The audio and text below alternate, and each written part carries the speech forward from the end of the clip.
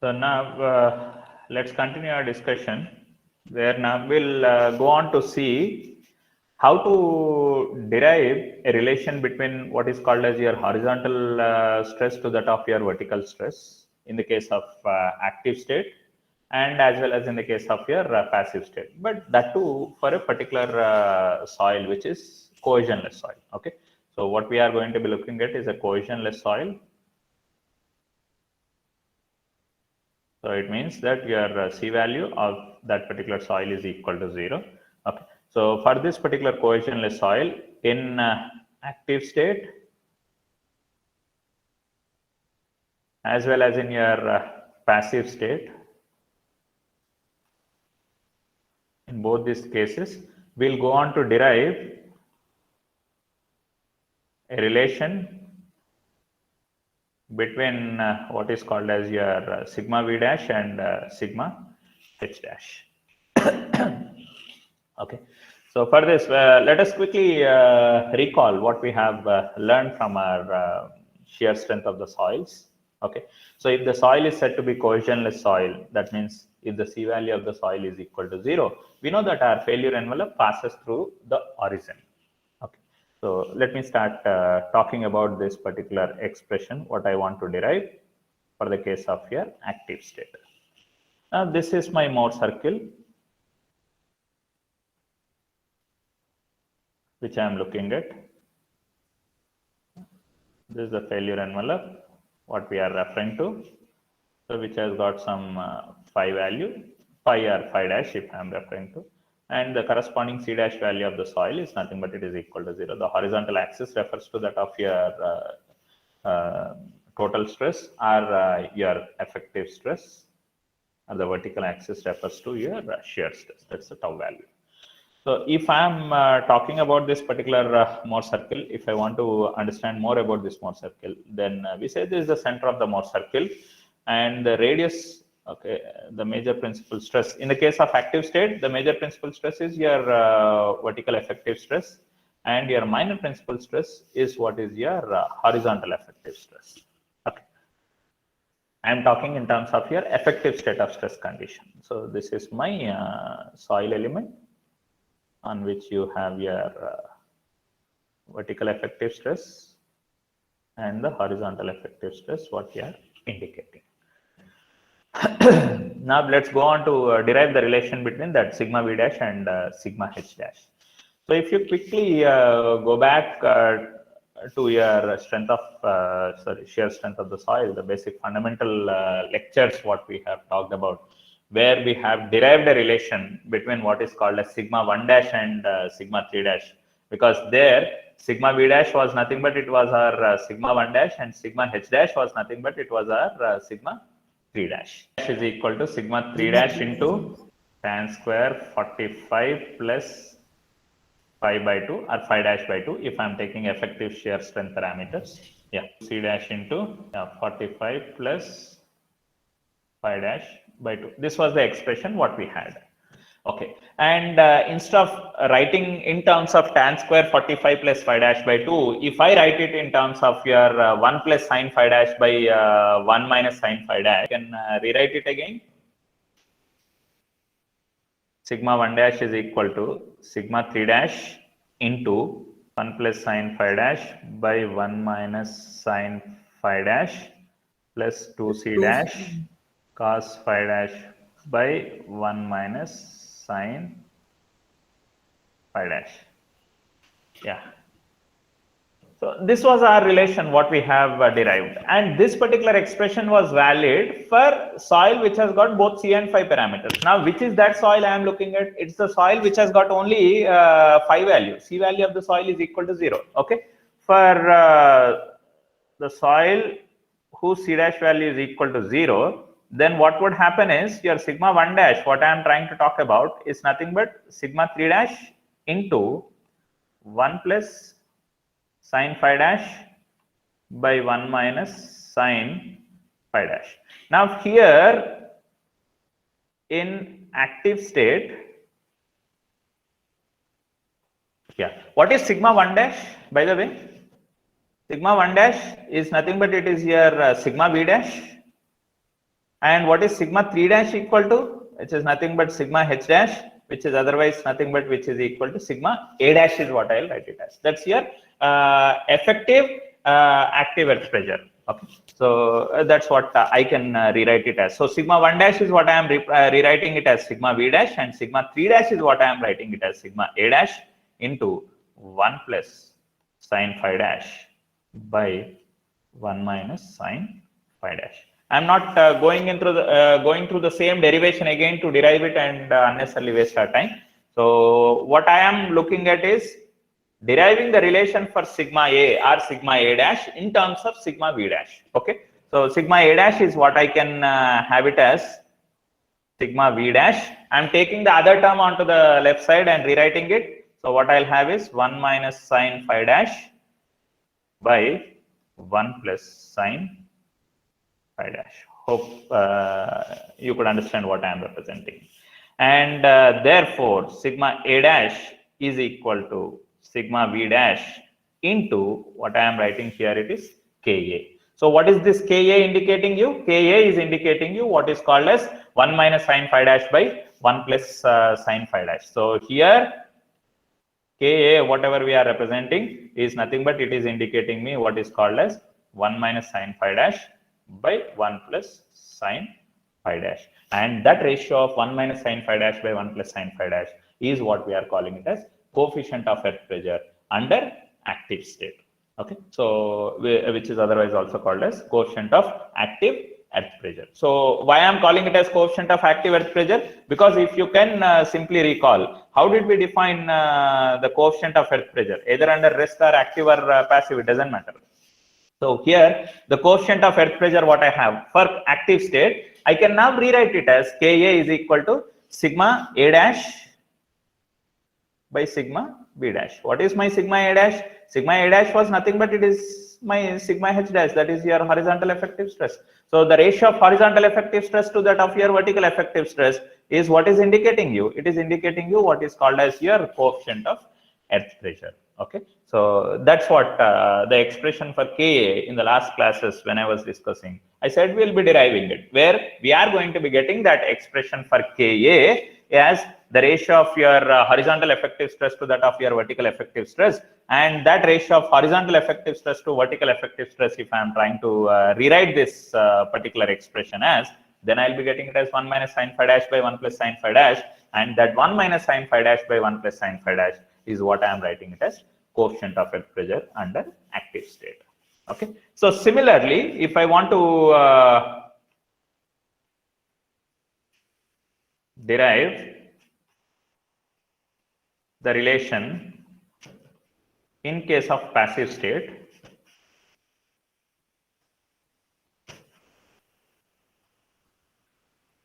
for soil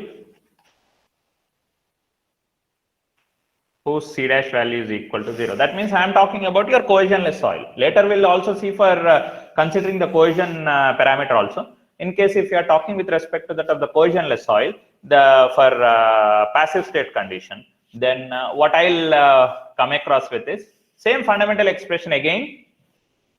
Okay, so what's my expression? Sigma 1 dash is equal to sigma 3 dash into 1 plus sine phi dash by 1 minus sine phi dash.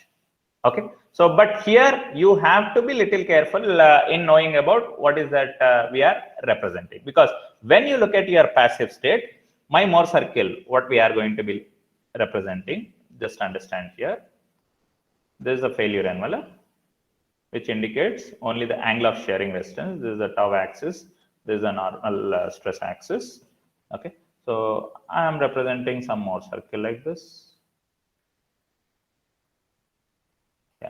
So this stress is what is your major principal stress, and in fact sigma h dash is your major principal stress in the case of your passive state, and whereas your sigma v dash is what is your minor principal stress.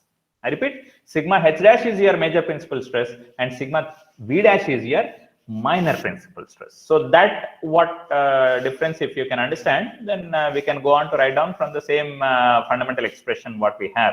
Okay, so therefore I can say my relation is sigma 1 dash is equal to sigma 3 dash into 1 plus sine phi dash by 1 minus sine phi dash. This was the expression what we are rewriting from here. Okay, so from here I'm just writing the same thing, but only one difference what I should clearly understand is here sigma 1 dash is what we are going to be indicating it as sigma h dash, and your sigma 3 dash, that's a minor principal stress, is what? Your sigma v dash.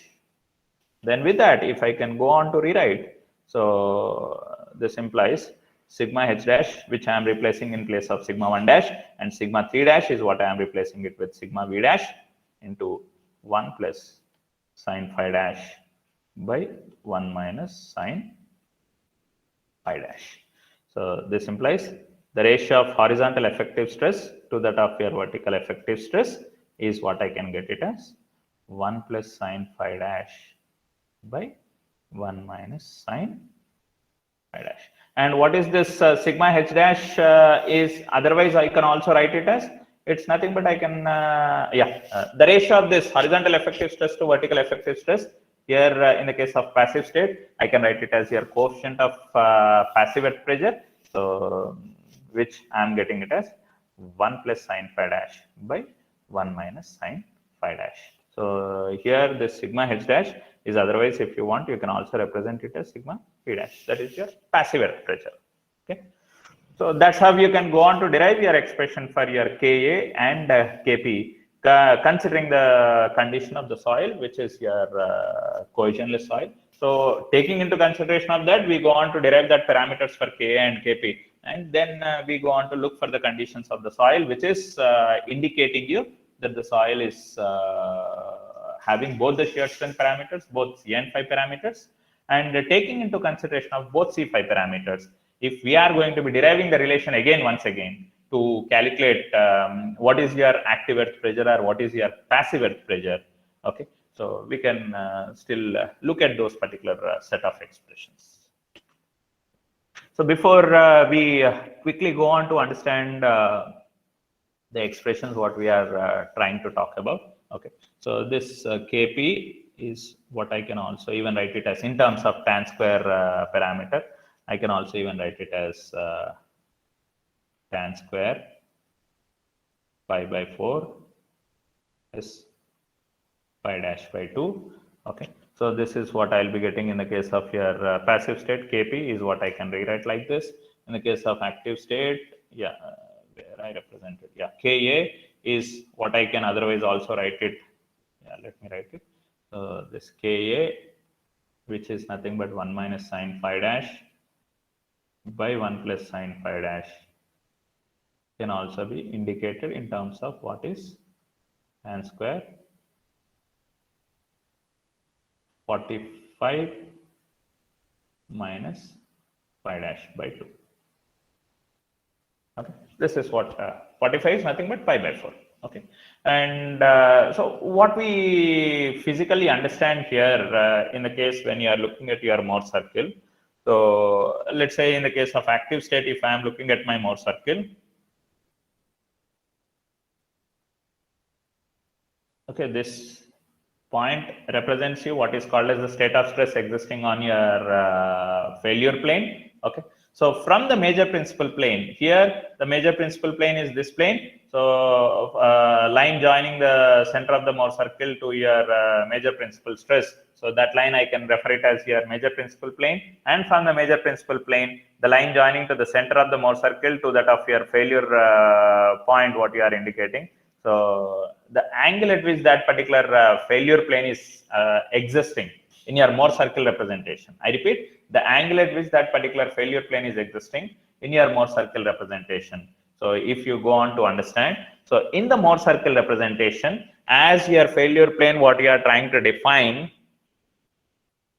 from horizontal. Okay, why I'm saying horizontal? Because in the case of active state, my major principal plane is going to be the horizontal plane. I repeat, in the case of active state, my major principal plane is the horizontal plane, because your major principal stress is the vertical stress. So on whichever plane that major principal stress acts, we are going to be calling it as your major principal plane. So from the major principal plane, which is called as your horizontal plane, we have our failure envelope. represented at an inclination of what is called as 90 plus phi. If you go on to represent, because this is 90 degrees, this is phi or phi dash, then this remaining angle in this particular case is what we'll be having it as 90 minus phi. So if this is 90 minus phi or phi dash, then obviously the remaining angle here, what I am indicating is 90 plus phi or 90 plus phi dash. Okay. So in the in the Mohr circle representation for active state I am talking about, in the Mohr circle representation, your failure plane is existing at an angle of inclination 90 plus phi from the horizontal plane. Okay. So from the so-called horizontal plane, your failure envelope is existing, or failure plane, I should not call failure envelope, your failure plane is existing at an angle of inclination 90 plus phi in the Mohr circle representation. And when it comes to the physical system, the angle becomes half of whatever we see in the Mohr circle representation. So once we say it is half of what we have in the Mohr circle representation, so half of 90 plus phi, so that's nothing but 45 plus phi dash by 2. So in the case of active state, your so-called failure plane, at what inclination your soil sample is expected to be undergoing the failure. If this is my soil or the soil element, what I am looking at, so at what inclination the failure surface or your failure plane would be existing in this particular case means, so your failure plane, what we are going to be talking about, makes an inclination of 45 degrees plus phi dash by 2 with the horizontal plane. Okay. So with the so-called horizontal plane, your with the horizontal axis, your failure plane is existing at an angle of inclination 45 plus phi dash by 2. Okay. So here in the case of active state, that we have understood that the so-called failure plane, which are defining it as 45 plus phi dash by 2, is with the horizontal plane. Now in the similar way, for passive state, if I want to understand the same thing, so this is the center of the Mohr circle. This indicates the failure point, which represents due to the state of stress acting on the failure plane. Okay.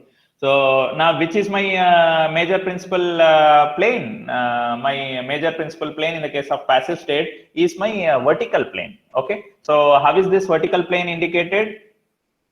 Corresponding to a stress which is represented here. Okay. So the line joining this is representing me a major principal plane in this Mohr circle representation. And from this major principal plane, my failure plane, I repeat, from my major principal plane, my failure plane is existing at an angle of inclination, once again 90 plus phi dash in the Mohr circle representation. And in the physical plane, my failure plane would be existing at an angle of inclination in my soil element. When I am looking at for the passive state, this is my soil element.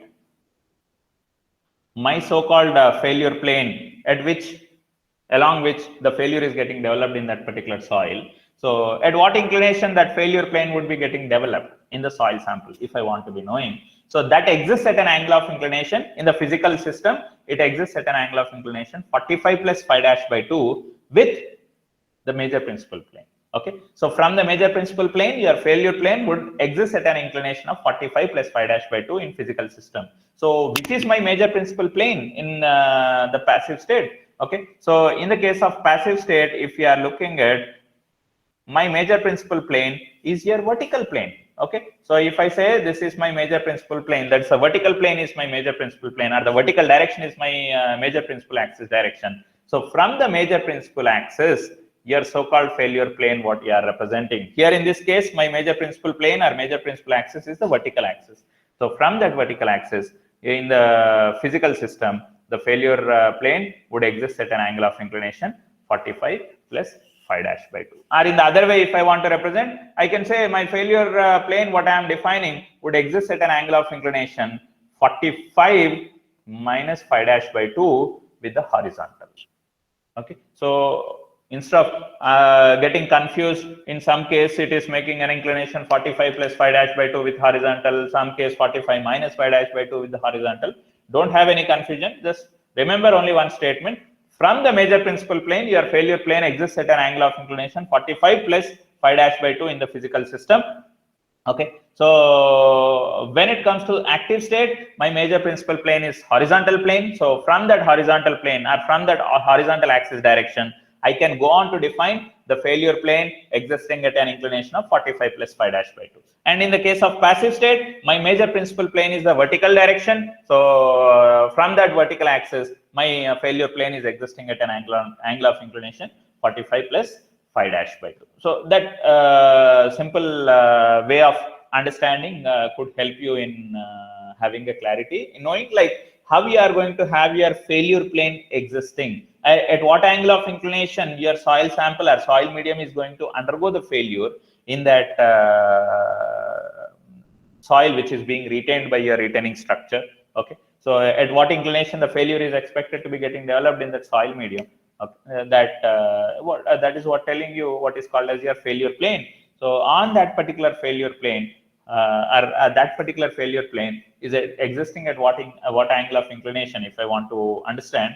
So it simply makes an angle of inclination 45 degrees plus phi by 2, 45 plus phi by 2 with the major principal axis direction.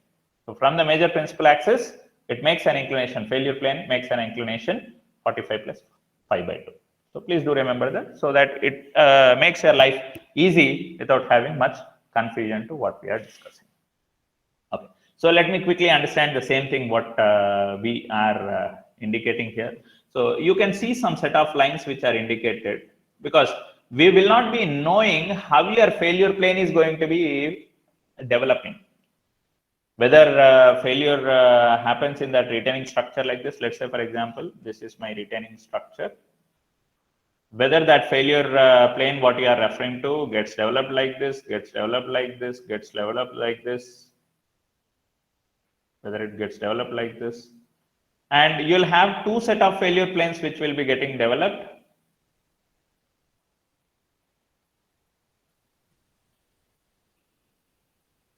Okay, so we'll be having two set of failure planes that we are going to be coming across with. So whether this failure planes what you are talking about, or whether this failure planes what you are talking about, so fundamentals are the same. So whether you are talking about a failure envelope a failure plane which is indicated by this one or by this one. So in both the cases, we clearly understand that the failure plane makes an angle of inclination 45 plus phi by 2 with the horizontal, with the major principal plane. So if it is in the case of active state, my major principal plane is horizontal. In the case of passive state, my major principal plane is vertical. So with that major principal plane, or from that major principal axis, your failure plane, what you are going to be defining, makes an angle of inclination 45 plus phi by 2 in the physical system. In the Mohr circle, when you are looking at, the angles are going to be double that of what you have in the physical system. Okay, so then in Mohr circle, it's going to be 90 plus phi. In physical system, it is 45 plus phi dash by 2 from the major principal plane. So that's what is indicated here. If you can recall, this is for the case of active state.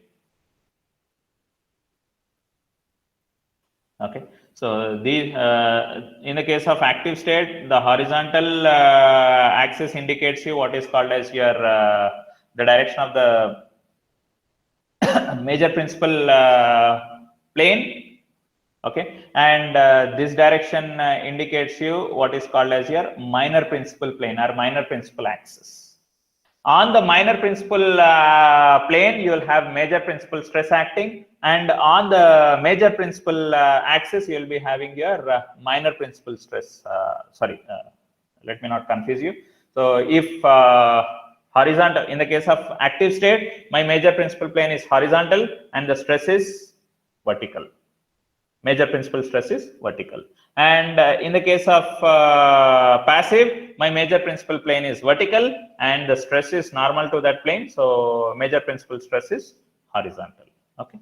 So in the case of active state, when we are looking at what inclinations your failure planes are going to be existing. So our failure planes makes an angle of inclination. If you want, if you can see here, this is a failure plane what we are representing.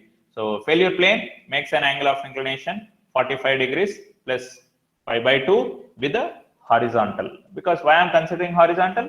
In the case of active state, my major principal plane or major principal axis is horizontal. So from that horizontal, my failure plane, what I am trying to represent, makes an inclination of 45 plus pi by 2. So whether I consider this set of lines or whether I consider this set of lines, it doesn't matter what set of lines you are looking at. Okay, whether this inclined lines or whether this inclined lines. So whichever failure plane you are looking at, that makes an inclination of 45 plus pi by 2 with the horizontal in the case of active state. Similarly, in the case of passive state,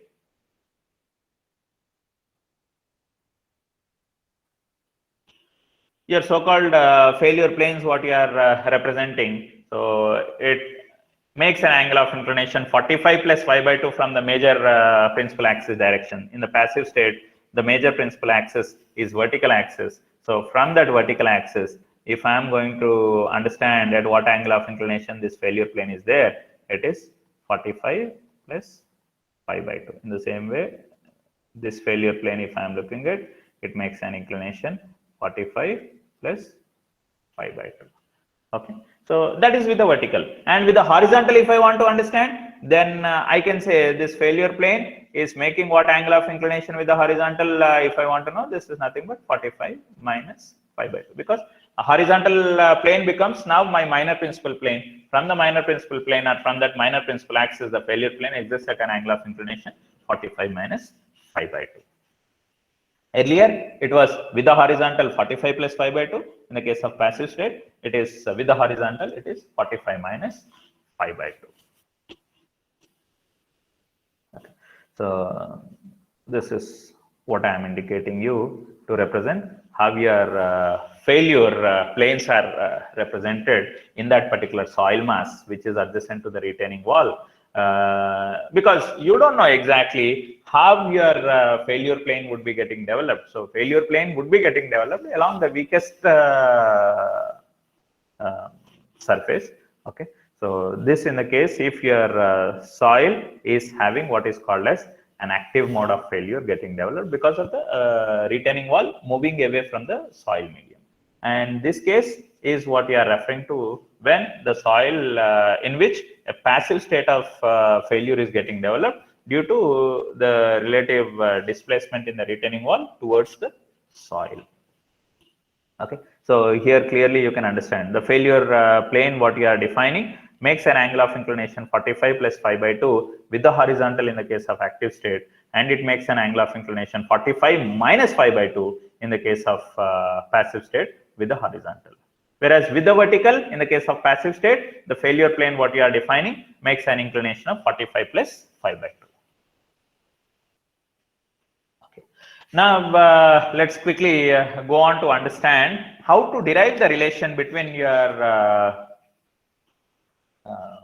horizontal stress to that of, or your horizontal effective stress to that of your vertical effective stress in case of active state of soil condition, as well as in the case of your passive state of soil condition for both C5 soil. Okay, so earlier what we have seen is considering only the phi value for that soil where the soil is considered cohesionless. Now in case if we are taking into consideration of both C and phi parameters for that soil, okay, now the soil what I am considering has got both C and phi parameters. Okay, so it means the soil is having both cohesion and angle of shearing resistance. So in such particular case of soil which has got both C and phi parameters, so if we go on to look at our Mohr circle at the failure plane, so let's say this is my Mohr Coulomb failure envelope what we are representing, and let's say this is my Mohr circle. Okay, this is indicating you the sigma or sigma dash axis. This is indicating you the tau axis. This is your phi dash, and this is your cohesion intercept or C dash. Okay, so you know what are your shear strength parameters of that soil, and this point indicates you the center of the Mohr circle, and this point refers to that of your sigma 3 dash value, and this point refers to what is called as sigma 1 dash, and this point refers to that of your failure state of stress acting on the failure plane of that soil, and this is your failure envelope.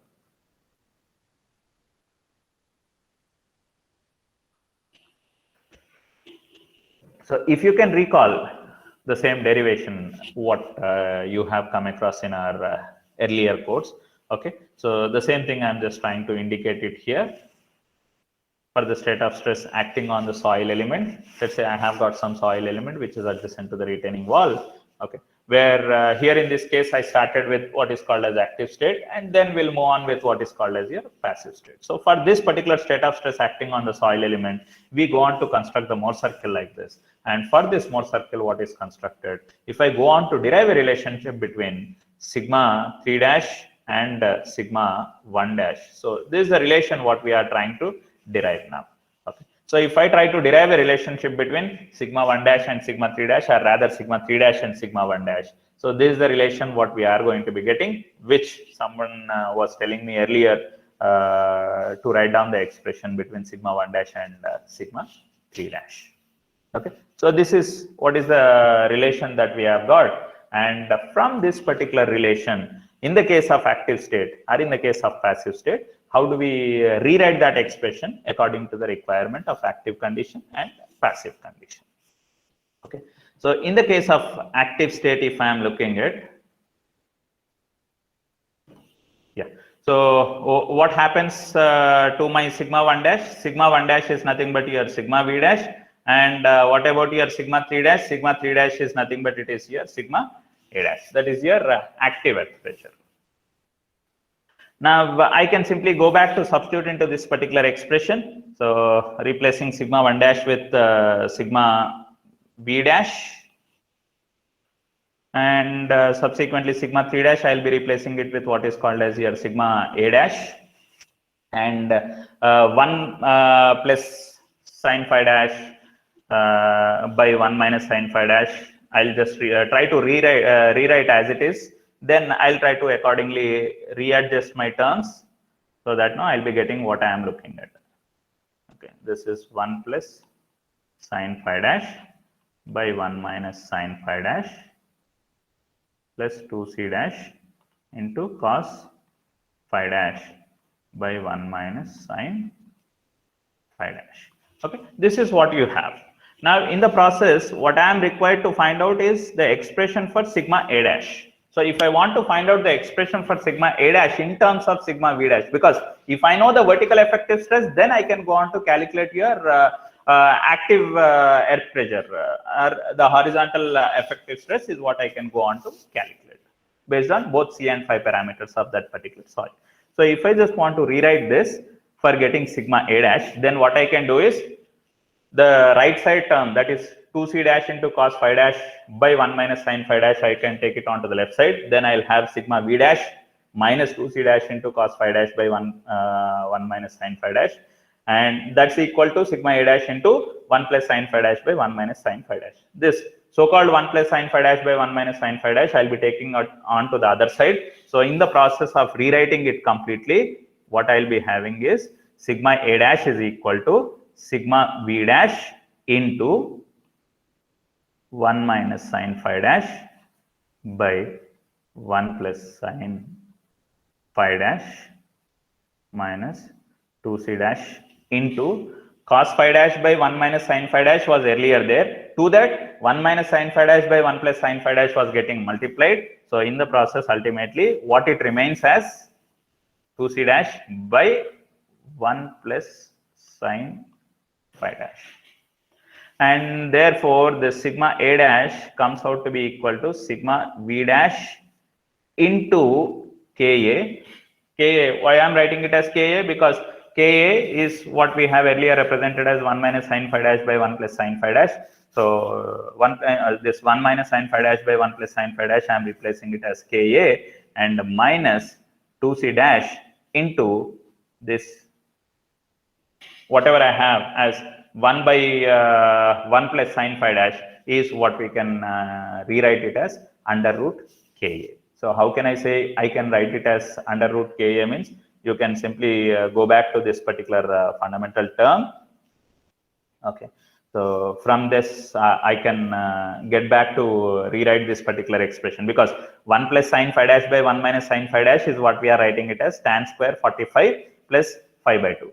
And cos phi by 1 minus sine phi, or cos phi dash by 1 minus sine phi dash is what we are writing it as tan 45 plus phi by 2. And the reverse of those terms, that's nothing but 1 minus sine phi dash by 1 plus sine phi dash comes out to be tan square 45 minus phi dash by 2, and cos phi dash by 1 plus sine phi dash comes out to be tan 45 minus phi by 2 from the trigonometry. Okay, so that's how I'm just trying to rewrite that particular function, because if this,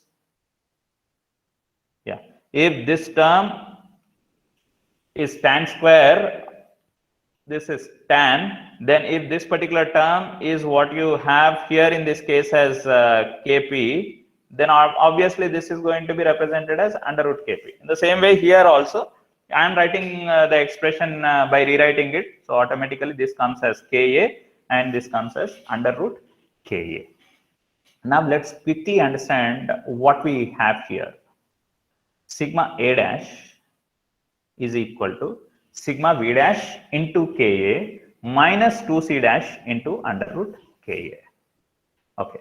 Now let me take an example. Let's say this is the ground. I've got some retaining structure like this. Okay. Yeah, this is a higher elevated side which I am looking at. The soil here is a dry soil. Let's say the unit weight of the soil is gamma. I am not having any water table effect here in the discussion.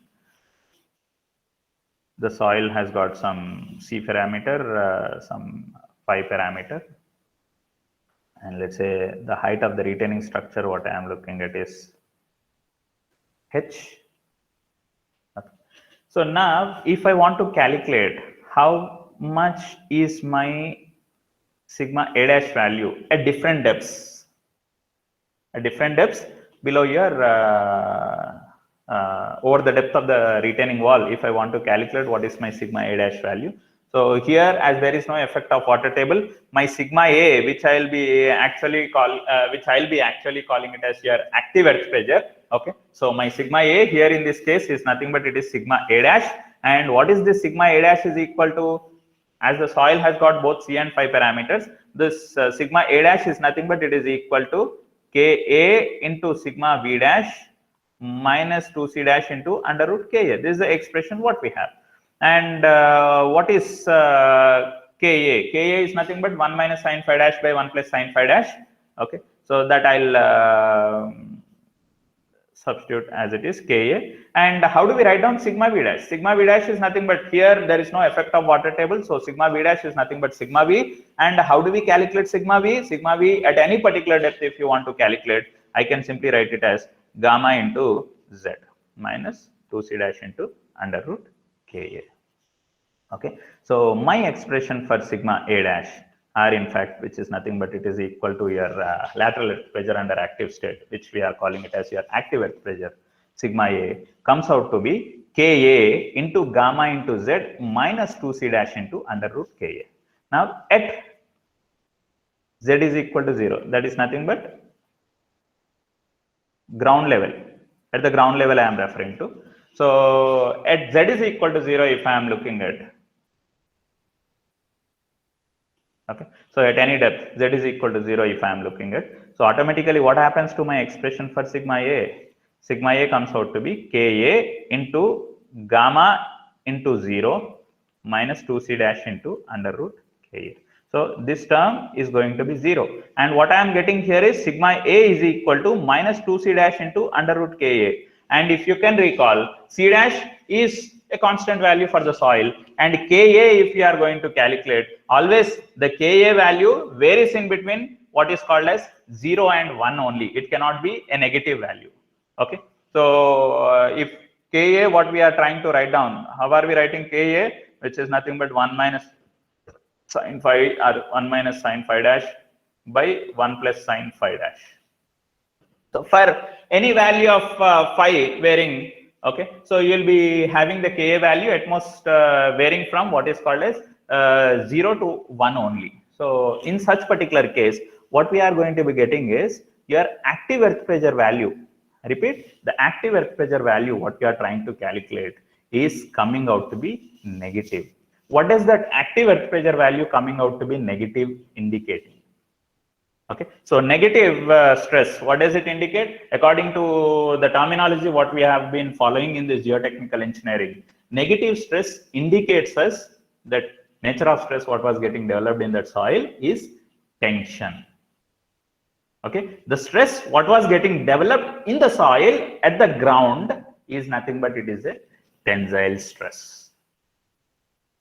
So when there is a tension that is getting developed in the soil, once we come across with the tensile stress that is getting developed in the soil, what does that tensile stress does?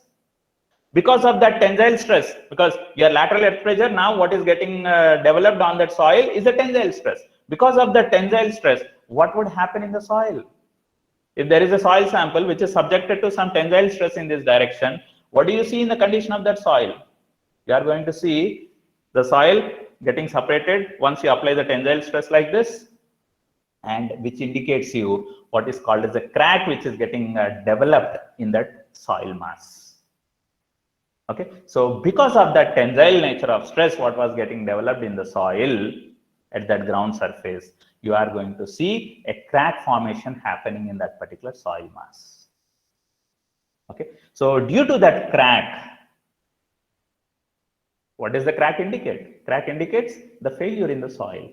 Okay, so it's a crack what is getting developed because of the tensile stresses that are getting developed in the soil. And if I want to clearly understand by plotting how your active earth pressure is varying with the depth of the retaining structure, so I can try to plot that how the variation of your active earth pressure is varying with the depth of the retaining structure. Okay, so with the depth, how is your sigma A value is varying. So at the ground level, it is very clear that the active earth pressure value what I am getting is nothing but it is 2C or 2C dash into under root Ka, which is a negative quantity. So negative is what I am representing on the negative axis side.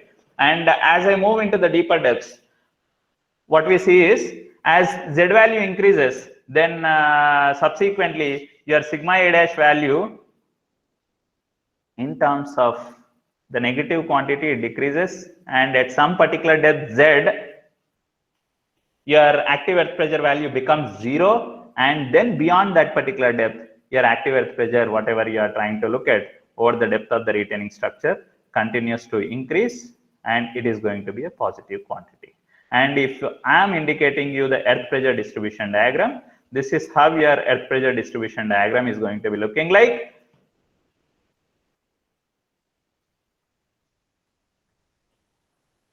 Okay, this is the negative earth pressure distribution diagram. This is the positive earth pressure distribution diagram. Over this much of the depth, okay, let me write it as ZT.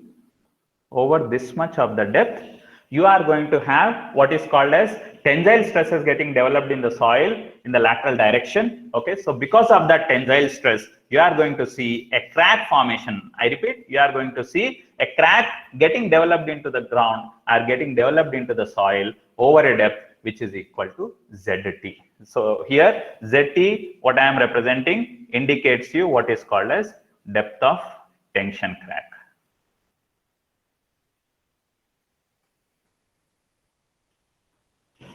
Okay, so basically this term ZT here refers to what is called as depth of tension crack. So what is that particular depth till which that tension crack or the crack is getting developed due to the tensile stresses that are getting developed in the soil, if I want to understand. So it is very clearly understood here that at this particular depth, the amount of active earth pressure what was getting developed is nothing but it is equal to 0. So let me go back to rewrite my fundamental expression for active earth pressure. So sigma A dash is nothing but sigma V dash into Ka minus 2C dash into under root Ka.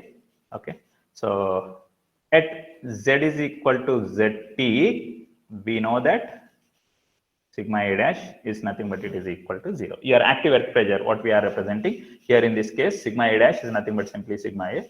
So it's nothing but it is equal to 0. So therefore, 0 is equal to sigma V dash into Ka minus 2, minus 2C dash into under root Ka. So from this, sigma V dash into Ka is equal to 2C dash into under root Ka. Okay, what is sigma V dash in this particular expression? Okay, so sigma V dash is what is nothing but it is sigma V, and what is sigma V is equal to gamma into ZT, because at what Z at what depth I am talking about, it is depth up to which your tension crack is getting developed. So I am going to be rewriting it as gamma into ZT into sigma V dash. In the place of sigma V dash, I am writing it as gamma into ZT into Ka is equal to 2C dash into under root Ka. So this implies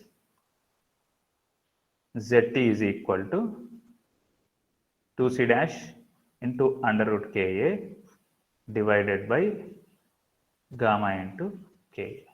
Okay. So from this square root Ka in this Ka goes square root Ka times. So therefore, Zt is what I am getting it as 2C or 2C dash by gamma into under root Ka. Okay. So till what depth